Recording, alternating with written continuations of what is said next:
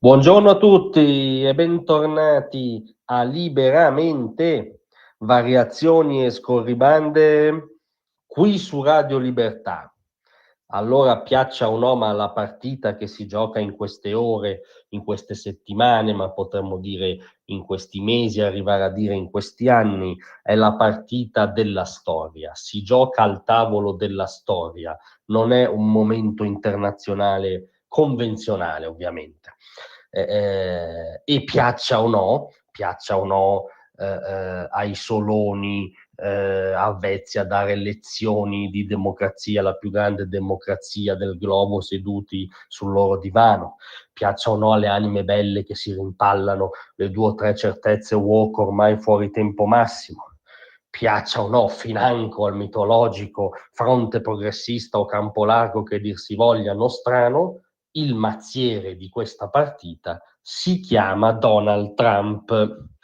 Eh sì, perché non solo Trump è riuscito a far accettare a Ursula von der Leyen e all'Unione Europea un accordo sui dazi tutto a trazione Trump, ma ha generato delle ricadute all'interno della medesima Unione e dei governi di essa mai viste prima. Anzitutto l'accordo è stato oggettivamente un capolavoro visto dal suo punto di vista, è andato a parare su dazi al 15% sulle merci europee, dazi zero sulle merci americane, ma soprattutto ha visto Ursula von der Leyen dover condividere quella che è la premessa di Trump in termini di relazioni commerciali con l'Unione Europea, la diagnosi storica di Trump che fonda poi l'iniziativa politica di Trump, ovvero l'esistenza e la non ulteriore tollerabilità di uno squilibrio commerciale tra le due sponde dell'Atlantico, rispetto a cui ha detto Ursula l'altro giorno, e sembrava un copia e incolla del suo interlocutore, noi siamo in surplus, gli Stati Uniti sono in deficit, bisogna riequilibrare. Accordo storico sui dazi, diciamo tutto trampiano, nelle ore immediatamente successive abbiamo visto delle conseguenze veramente storiche, deflagranti. Cioè questo accordo sui dazi ha rotto l'automatismo, il canale preferenziale, il rapporto diretto tra l'eurocrazia di Bruxelles e i due governi delle due ex presunte attardate locomotive del continente, cioè Francia e Germania. Per molti decenni, direi, siamo stati abituati a vedere Bruxelles come una dépendance dell'asse Parigi-Berlino, no? A vedere nella vera governante d'Europa Angela Merkel e spesso nei presidenti delle commissioni delle sue spalle a essere generosi, ma a vedere in ogni caso un asse politico coerente, continuativo, a nostro giudizio iperdeleterio, tra l'eurocrazia, Parigi e Berlino. Ebbene, l'accordo sui dazi che ha firmato Ursula, questa improvvisa Ursula avatar di Trump, diciamo più trampiana dell'originale, ha creato un terremoto a Parigi e a Berlino.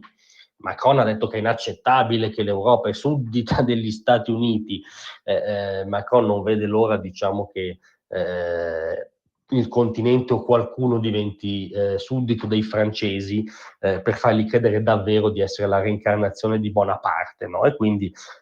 usa questa retorica quando la sua Francia per prima, anzitutto da un punto di vista militare nell'attuale contingenza internazionale, sarebbe, come dire, assai poco credibile senza gli Stati Uniti, ma isteria totale di Emmanuel Macron per l'accordo sui dazi. Lo stesso Merz, molto molto inviperito, perché dice l'accordo avrà una ricaduta negativa sull'economia tedesca. Sì, senz'altro, può anche essere che sia un obiettivo di Trump, visto che lui contesta anzitutto all'Unione Europea di aver coperto anche con la moneta unica la concorrenza sleale tedesca verso i mercati americani. Comunque il risultato storico di Trump ha rotto l'asse tra eurocrazia e i governi di Parigi e Berlino ed è veramente un tornante storico e molto interessante per i popoli europei che soprattutto non siano quello francese e quello tedesco, via. Dopodiché, poche ore dopo, ha ulteriormente affondato rispetto a Vladimir Putin. Ha detto: "Noi non ho più nessuna intenzione di parlarci, è inutile, gli darò un'ultima finestra di 10-12 giorni per chiudere la pace". Cioè Trump, quasi non capacitandosi, almeno nella retorica, che Putin non segua quello che per lui è l'ovvio, cioè una strada del deal conveniente per tutti, anzitutto per lui, e anzitutto se non vuole finire vassallo dell'impero cinese, una cosa che solo a pensarla è un'offesa rispetto alla storia della Russia. Ma insomma Trump dice: se contro ogni logica, contro ogni interesse anzitutto suo, Putin non chiude la pace,